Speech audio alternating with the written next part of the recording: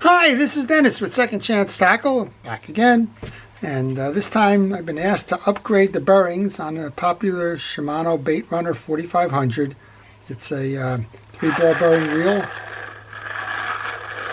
And you can just hear they are just gone. So I'm going to show you how to do that. That's the subject of today's pandemic projects. We are going to start by doing a couple of the basics here. We'll remove our external pieces and parts. We will open up the case. We'll show you how that comes together. We'll show you where those bearings are located. And if you want to take this project on yourself, we'll show you how to go ahead and do that. And hopefully keep this bait runner running for some time to come. So as many of you notice, I wear a protective glove on my hand to keep the oils and greases off of that as I open up reels that I don't know about. You're never quite sure what you're going to find in there. So I like to do that as a protective measure. I also use a parts tray. That's where the pieces and parts that come off are going to be. That's the bottom of a milk jug. And I also like to take this opportunity to thank our first responders, our essential line personnel, all the people in the supply chains, all the people in government that are working so hard to help us fight this pandemic. It really is appreciated. And without you, we would be in far worse shape. For those of us that are not in those roles, while it's our responsibility too, we need to make sure that we maintain our social distance, wear our masks, and do all the things that we're being asked to do to help combat this. So I just took this button off just to make sure there wasn't a screw there. This handle seems like it's on pretty tight. So you can reverse it and take the handle off by turning it clockwise to remove that. 2 of the bearings, 1 are on each side here. We'll go ahead and make sure we can take them out. Actually, I'll take that button off now because I'm just thinking I may need to push that bearing through. So we'll see how that goes. All right, to remove the side plate then, it's 3 screws. There's a 4th one under here, and there's a screw here holding that arm on. So we're going to start by taking this screw out. And I like to leave the one side of this in. I don't like to pull the arm off of the other side if I don't have to. This arm I like to leave there because it holds the spring assembly in place. I mean, if it pops, no big deal, but I've learned from experience that if I can leave that on, it helps me center that later in the process. And I'm using a micro screwdriver for this. It's a small Phillips head screw, and it just takes a little bit to get it out. All right, let's see if we have it there. Okay, so take it out on the one side, leave it on the other side if you can. And since this one just kind of goes through, I'm not going to take that off. I'm just going to move that back in a little bit so I don't lose it. 3 regular size Phillips heads and 1 smaller one that's hiding behind there. Normally I will tell you to take the screws out and lay them on your desk so that if there's a different one you can notice the location of that. Well, the location of that is right here. That's the one that's going to be different, and it's going to be different because it's going to be a smaller diameter of the head and probably the threads as well. So just be aware of that so that when you go to reinstall, you know where they are. Also, it's a good idea to take pictures. Now I'm taking pictures with my video here. But if you have a cell phone camera, a regular digital camera, hey, even film if you want to. Go ahead and take the pictures at various stages where you're taking pieces off, just so that you don't get confused at a later date. When it comes to assembly, you'll go, oh gosh, where was that small screw again, or whatever. You can go back to your picture and look. So those 3 are the same, and then this one is, as I mentioned, it has a different it's a smaller thread size and smaller head size. Once I take those off, I'm just going to put them into my parts tray so I don't lose them. And then this is what I call a split case. The case ends right here, so you don't need to do anything up top in order to remove that side case. You can simply pull off on this.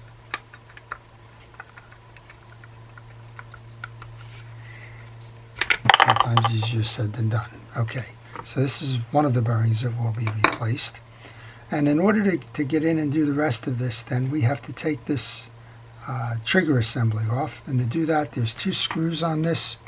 One is up here and the other is here. And if you do it right, you don't need to touch anything else in here. But let's see if we can do that right or not. Now these will move because there's springs involved, and that's why I like to leave this arm on, because it kind of centers the one of them. And again, I'm going to take both of these out and make sure they're the same size. That one came from the right. This one comes from the left, as you're looking at it.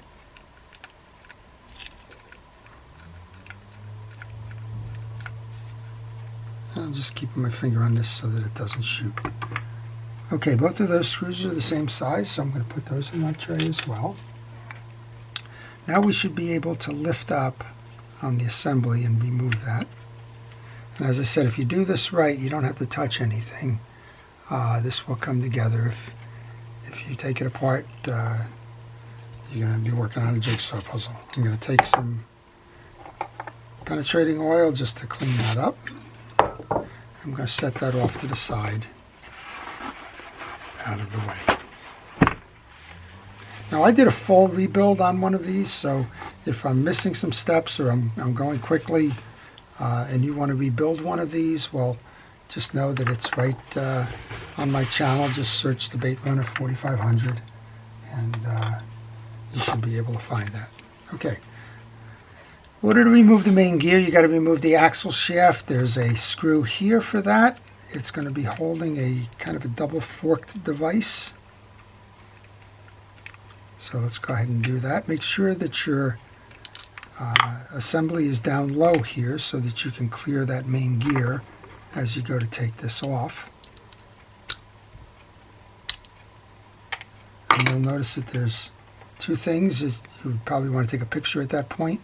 One is that little notch is to the bottom side here. It's not when you go to reinstall. And secondly, if you look, the figure is like the number 9, where the head of the number would be on the top as opposed to the bottom, or the letter Y. All right, those go into my parts tray. And we can pull up on our axle shaft to remove that, and then we should be able to work the main gear free. We're going to do a service on the top end of this while we're at it.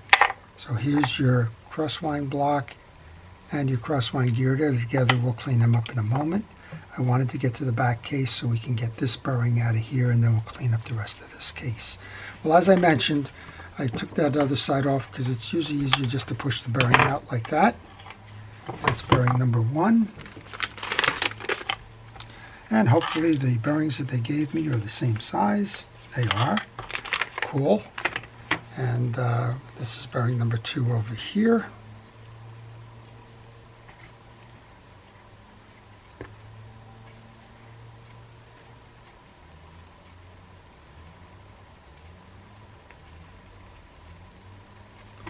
So you have a little bit of a catch here.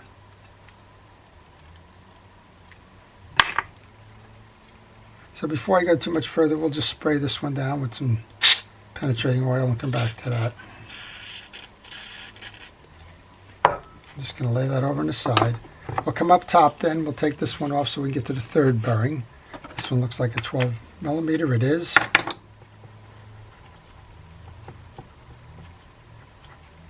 So I'm going to get a second tray. I'm starting to get a lot of parts laying around here that always makes me nervous. So let's put that crosswind block and gear in here.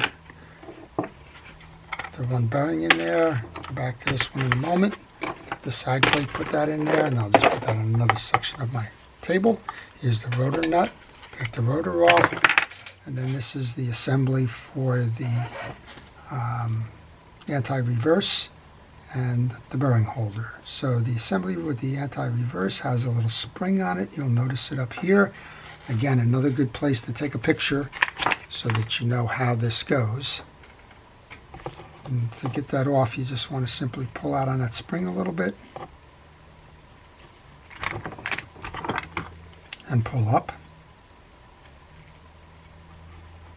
like that.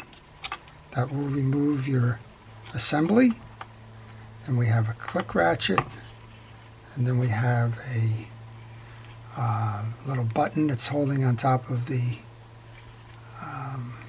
bearing, and that's pointed down. And a fellow did give me replacement parts for this, so we'll go ahead and we'll install the new pieces. So I'm just going to put these over to the side. You won't have to clean those up.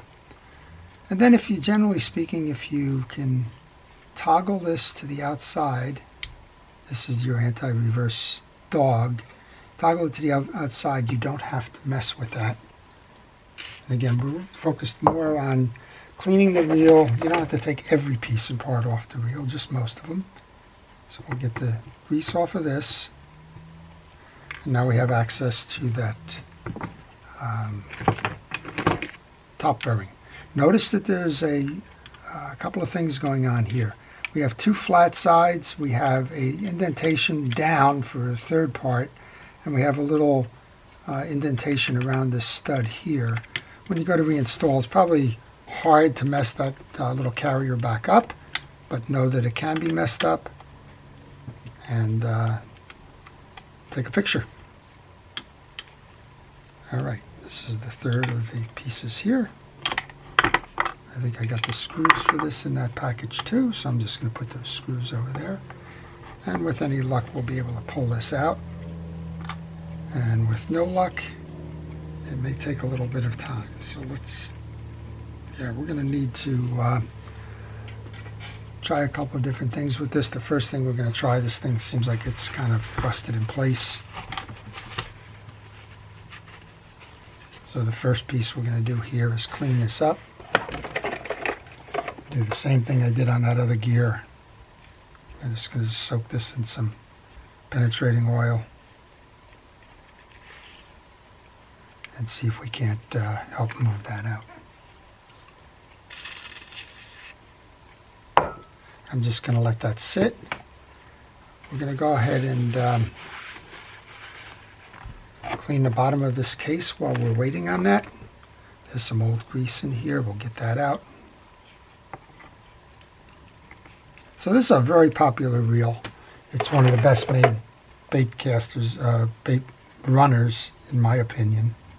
And you keep this thing serviced, and it will keep you fishing for a long time to come. Very, very popular reel, and still holding quite a value in the used marketplace. All right.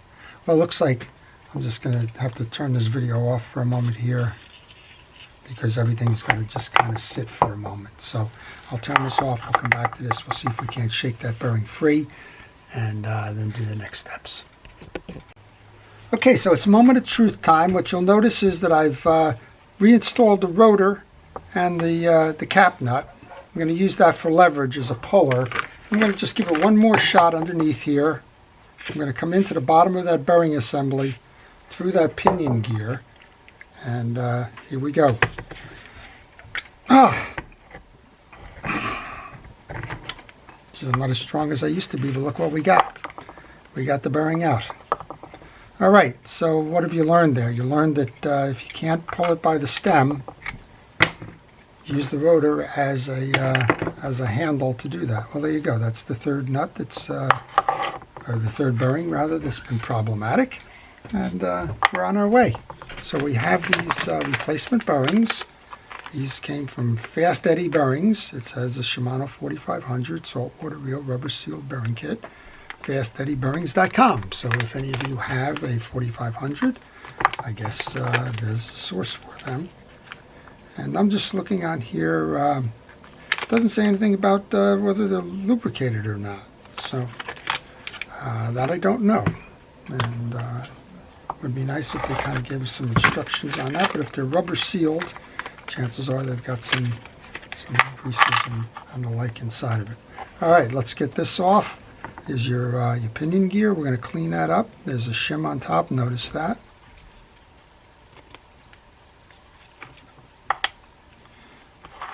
And again, we're going to kind of service this while we're at it. So I like to take a paper towel, bristle brush, clean out those teeth. Clean the top of it. You can see all the dirt that came out of the teeth there. We're going to grease the gear itself. I'm using Penn Precision Reel Grease for that. People ask me what that green grease is. It's a fishing reel grease. Yeah, it's a Shimano reel and a Penn grease. Doesn't matter. What matters is it's fishing reel grease. Okay, and then I'm going to just put a little bit where that bearing's going to ride as well. We had a bearing and 2 shims. The bearing is the big one here, so let's go ahead and put that on. We had the 2 shims on top of that, so let's go ahead and put that on. This should take the noise right out of this thing. Alright, so let's just go ahead and clean the case a little bit more while we're at it.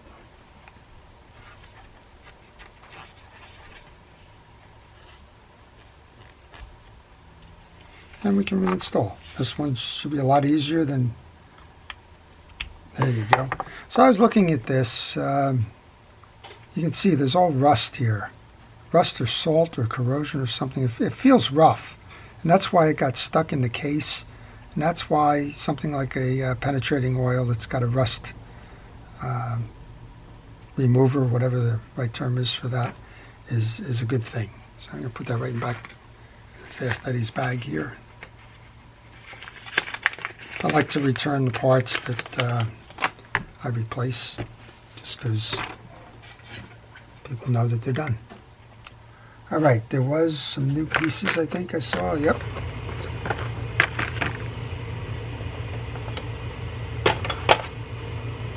There we go. I knew they were around here somewhere. So we're going to go ahead and replace this assembly now. So basically what we're going to get here, other than the main gears, is we're going to get a rebuilt reel, which is cool. Alright, so remember what we said here. There's a notch and there's a set that is offset. So it kind of goes like that. And we got my little issues here.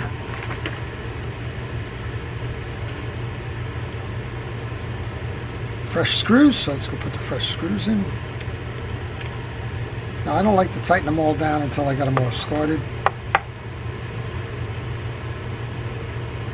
That way if I need to make a minor adjustment in the alignment of the clamp, I can.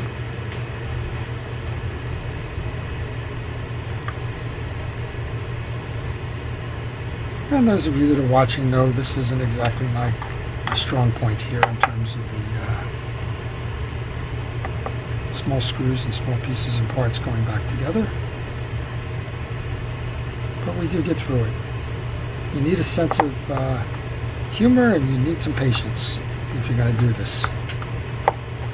Humor is when you got things flying all over the place. You just kind of have to laugh at yourself. Okay, and we noticed we had this piece which was upside down, or I guess that's right side up to them, but it went that way.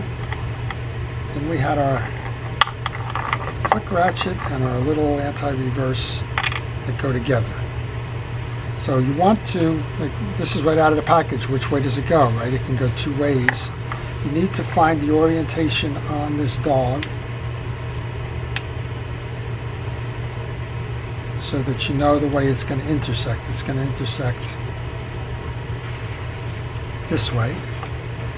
So that's the way you want to install this as it gets set.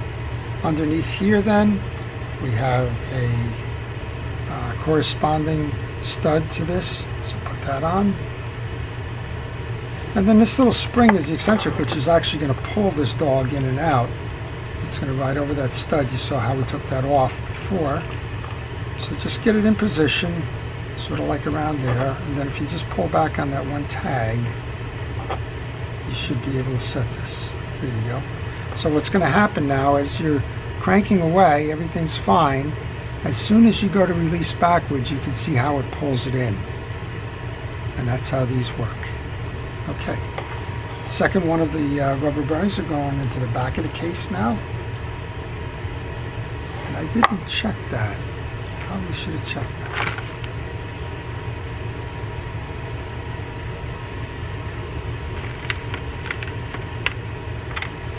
I'm a little bit concerned here because the width of this bearing and the width of this bearing is different, and that could have an effect on locating that main gear.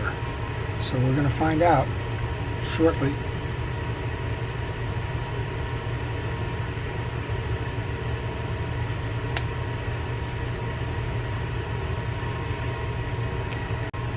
Okay, so we've had this one soaking in WD-40, so we're going to just try and break that off. There we go.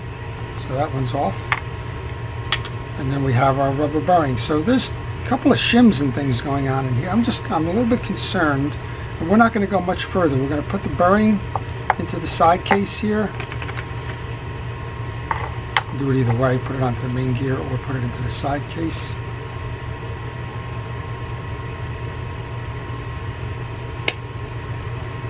Like that. Load it to the other side. Put this side case on. We're going to see if it all fits or if the thickness of those bearings is going to be problematic.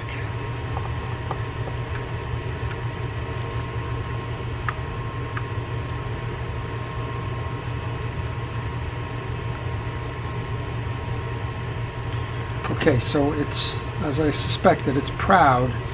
Now there's a bearing adjuster on the back of this one.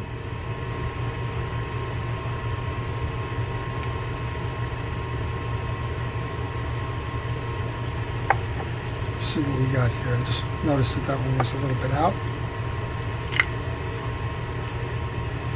There's a spacer that goes here so that those studs can clear. Let's try this one more time.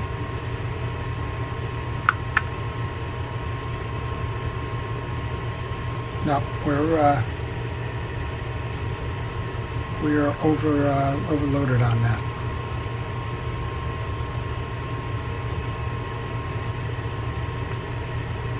Yeah, and that would be the thickness of the case. So this has happened to me before. I don't know why that happens this way, but it does. So I think for now, what we're going to do is we're going to have to just repack the original bearings.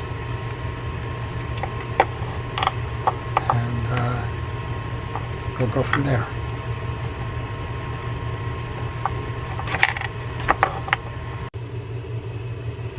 Okay, well that's taken some time. I had to flush the original bearings out and clean them up. I did that with a series of the penetrating oil and paper towels and the like.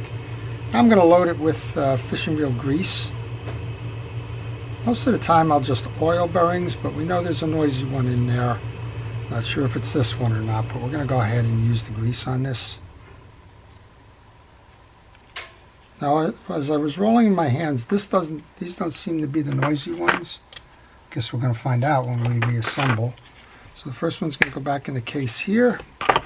We'll do the same thing with the second one.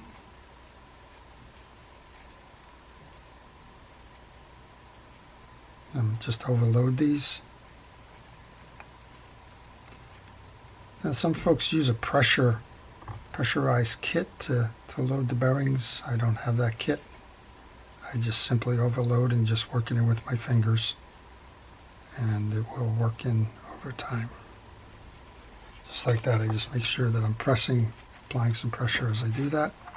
A little bit of grease onto that main shaft again. All right, put that back on there. That was tough coming on. Oh, a whole lot easier going in that direction. All right, check the teeth on the main gear then. Make sure that all those teeth are uniform, that the gear is clean. You saw me clean the other one up. We can do a little bit of that here too. Looks like there's a little bit of old grease in there. It's kind of like brushing teeth. I have a hard bristle brush. All those teeth seem to be in good alignment. That's one of the reasons why these reels last the way they do. It's quality materials. You go ahead and get grease onto those. And we're going to reassemble and see if that main gear up top, or main bearing up top, was the issue. Check back here, make sure all the teeth that are going to go drive that crosswind gear are in good condition. Get some grease onto the stud that's going to go through that outside bearing. Get rid of the dirty towel. Now hold that off to the side. We're going to go clean the crosswind gear and the crosswind block. Some oils on there. Do the same thing here. Check the teeth. Make sure they're uniform. If you have to, come on back in and clear out the channels of any old grease. Backside is in good condition. Go ahead and grab your grease brush. Get some on the back. This one gets grease everywhere. This is an essential part. There's one part that can cause multiple failures. This was it. It drives the reel up and down. It converts the energy from your main gear to do that. And there's a crosswind block that slides over it as part of that function. So everything gets greased there. There is a little copper sleeve inside there I didn't tell you about, but it's there. Just be aware of it. I'm going to go ahead and get that crosswind block now. There's a little bit of old grease in the back of that, so let's go ahead and get that out of the way. New grease in.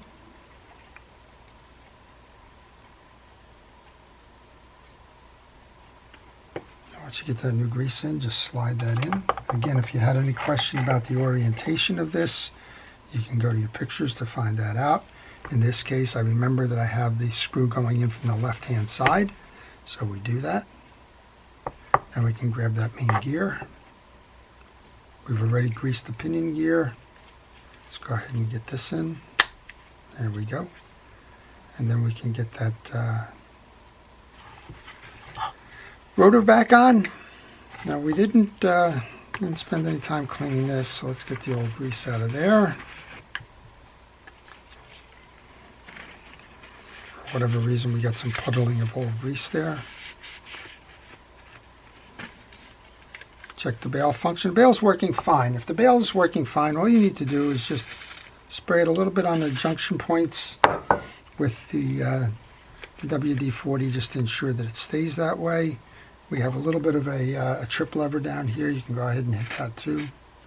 But for the most part, you do not need to take this off, take the springs off, and go ahead and try and figure anything out with the bail if the bail is functioning okay. All right, then we had our top rotor nut here.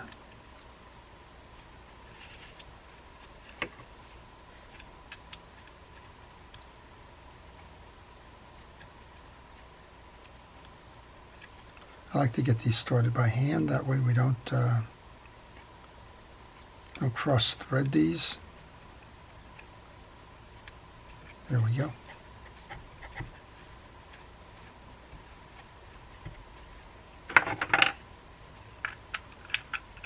And this looks like it should have a tie down screw here. I'm not seeing that. And I don't recall taking that off. I'm just going to turn that, make sure that it's turning the right way. It is. Unfortunately, I just moved my crosswind block out of the way while I did that. So I probably need to move that main gear to set this. Now I can do it. Yep, that's working fine. So let's just back step a minute here. Put that crosswind block back in. Put our main gear back in. Sure everything meshes properly. Now with that on, we can put our main axle shaft on. Look for those two slots. That's where the clamp is going to go. You can put a little bit of grease onto the axle shaft. Don't over grease it because the tolerances in that pinion gear are very tight and will only squeeze the excess grease out. Okay, we're in there, and then what you want to make sure is that you have the slot on both sides of these. I've seen a lot of these come into my shop with bent prongs on that little tie down.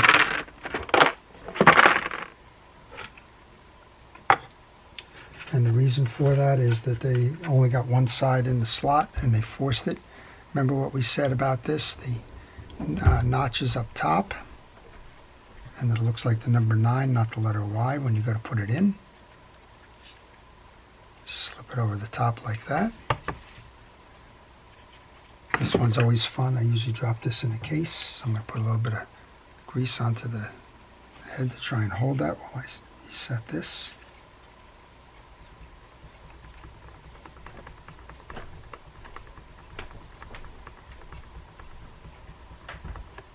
There we go. If you want, you can turn this now. Make sure that it's running. I can hear that it's not making a noise already. So it was the top bearing that was the bad one. Okay, this assembly has been soaked. It's clean. We'll take some oil. I'm going to use Real X oil. I'm just going to make sure that the moving parts here get the oil on it. Now there's three intersections here. We have the two holes for the assembly, and we have one that slides over this, and it kind of turns this way. And you should find little studs for those two small holes there. So generally speaking, I like to put it over the top and come down square.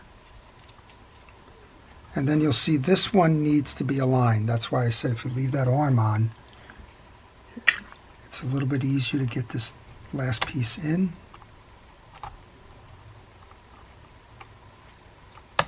And that's the way you do it. Grab those two silver screws. One goes in each end. Those are Phillips heads.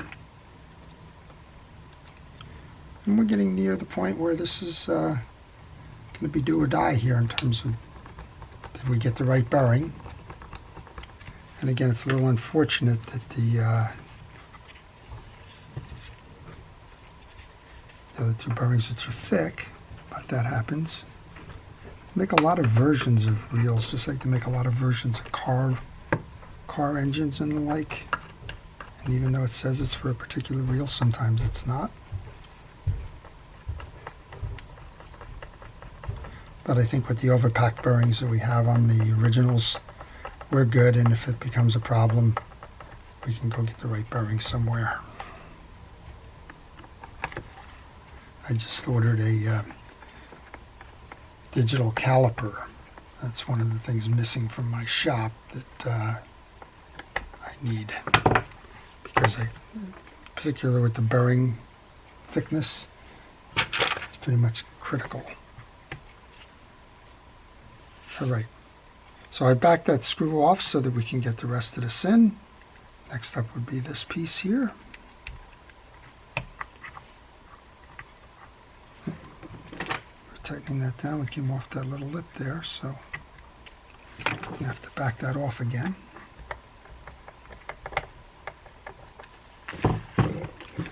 Check your work. There we go. Now we can tighten it down. That wouldn't have tripped if it was left like that. All right, now this one should just kind of line up. Oh, we need the case on. Here's that case. Let's go snap that into place. Much better. So there you go. So it's a matter that those bearings are too wide. All right. Once we do that now, we got to put the case screws in before we can put that handle on. So it's almost the exact reverse order of the way we took it out. Not only is it almost exact, it is, if you're doing it the right way, it is. I mean, there's pieces you can put on differently, but the three wide screws go here. The one that has the more narrow thread and the smaller screw head goes in that one on the bottom there. Tighten these down.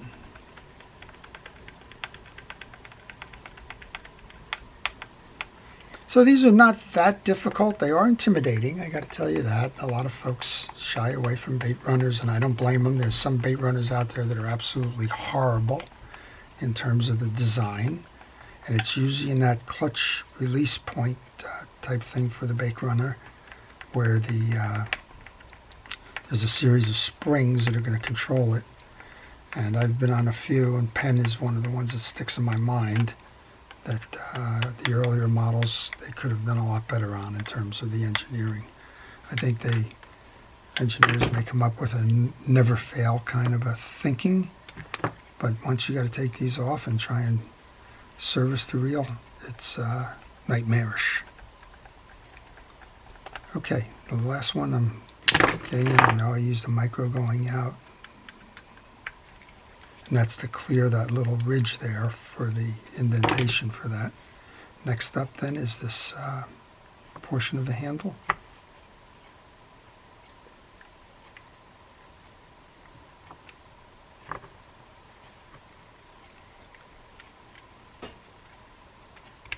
There we go. And one last screw. A big handle and a test drive. Then we'll go up top and service the drags. I told them we would do a complete service here, so let's go ahead and do that.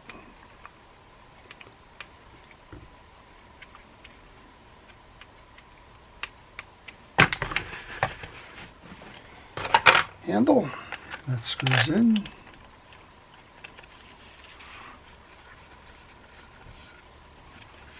And the nut cap on the other side. Let's see what we got. Oh my goodness gracious, listen to that. It's what you're not hearing that's the deal, huh? That was all about that bearing, wasn't it?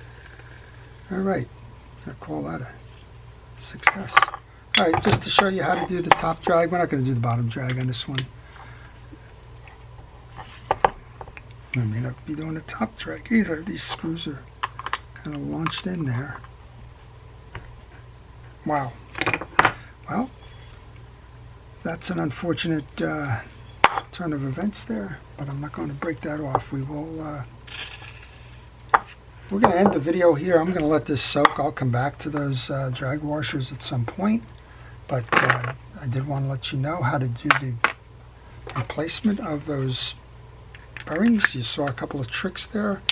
You saw one where we took the rotor off and then we put it back on after we had removed the cap, and we did that so that we had the leverage to pull out a sticky bearing. We let that bearing sit. I know it probably in film time it didn't seem like a lot, but that bearing sat for at least a half an hour with that penetrating oil on it. And now we have a nicely functioning bait feeder. In bait feeder mode, this spins backwards. As soon as you click, that locks in so that you can't spin backwards. You can fight the fish. All right, so that's it. I hope you've enjoyed that. I hope you've learned something. If you like it, please indicate that on the video. Any questions about this or any reel in particular, leave them in the comment section. I do try to reply to all of them. And finally, I would like to ask a favor from you, and I ask you to subscribe to my channel if you enjoy this type of work, and if you want to see more, because I'm constantly posting on that. If you do subscribe, I'd ask you to click the notifications so that you don't miss any of the episodes that I do post. So with that, I'm going to wish you all a safe time with this pandemic and all, and thank the first responders and essential workers again. And I wish you a great day. This is Dennis with Second Chance Tackle. Have a wonderful day.